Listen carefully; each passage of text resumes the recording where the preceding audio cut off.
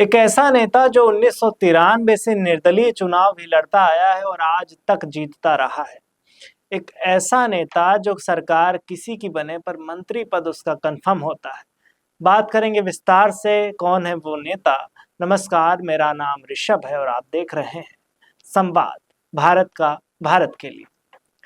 उत्तर प्रदेश का प्रतापगढ़ जिले में कुंडा में है एक भद्री रियासत, जहाँ पे एक राजकुमार पैदा होता है जिसका नाम है रघुराज प्रताप सिंह उर्फ राजा भैया। आज की ये कहानी है राजा भैया की।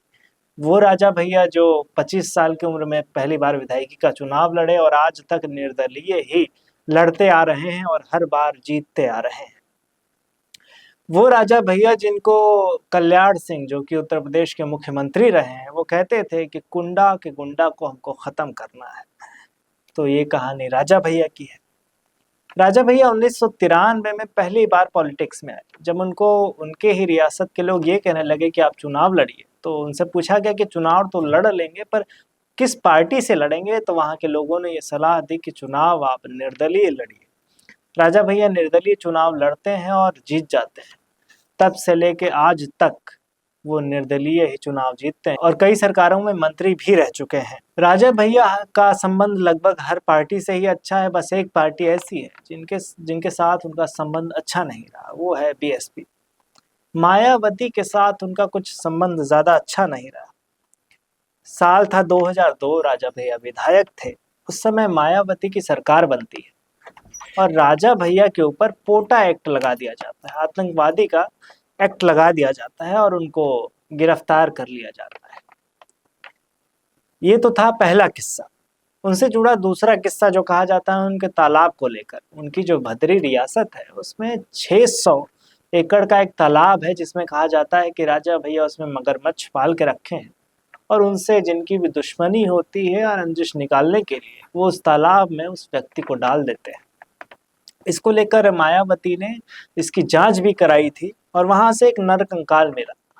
वो नरकंकाल था उनके ही रियासत के, उनके ही एरिया के पास गांव के एक आदमी की, जिसका नाम था संतोष मिश्रा।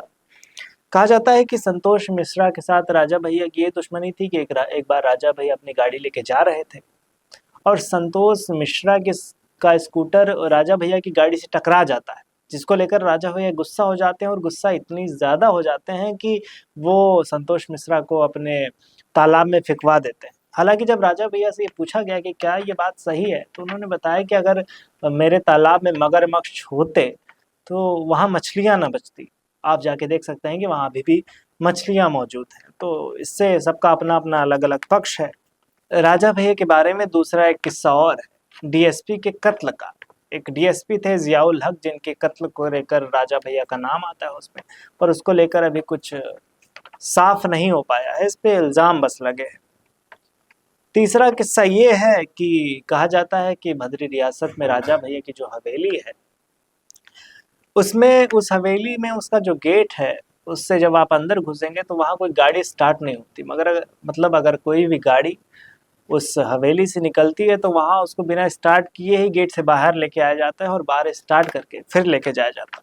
कारण जब राजा भैया से पूछा गया तो उन्होंने ये बताया कि उनके पिताजी पर्यावरण के बहुत प्रेमी हैं। तो वो चाहते हैं कि कोई भी गाड़ी जो उनका एरिया है, जहाँ पे वो रियासत है, जहाँ पे वो हवेली है, उस एरिया में कोई भी गाड़ी स्टार्ट अगर होगी तो पर्यावरण पर असर पड़ेगा, जिसकी वजह से वो गाड़ियाँ जो है बाहर स्टार्ट होती। तो ये थी राजा भैया की कहानी। आपको ये वीडियो कैसी लगी हमें कमेंट में ज़रूर बताइए और देखते रहिए संवाद भारत के लिए। I will be the vibrant spokesperson bringing your message to life. Hello and welcome to MyGig. I can be your first go-to spokesperson for all kind of promotional videos and I'm thrilled to be your voice. I can be your storyteller or your brand face that brings your message to life. With a background in acting and modeling, I can play different roles or take up any character that syncs with your requirement and bring authenticity to your video. From script writing to shooting in a natural background or on green screen, from premium edit to timely delivery, I am here to help you out in everything. My video characters can connect with your audience and instantly to convey your messages effectively. and to leave a lasting impression. So do not wait anymore. Order now and reach out to me on Fiverr and feel free to ask anything before ordering. Thank you.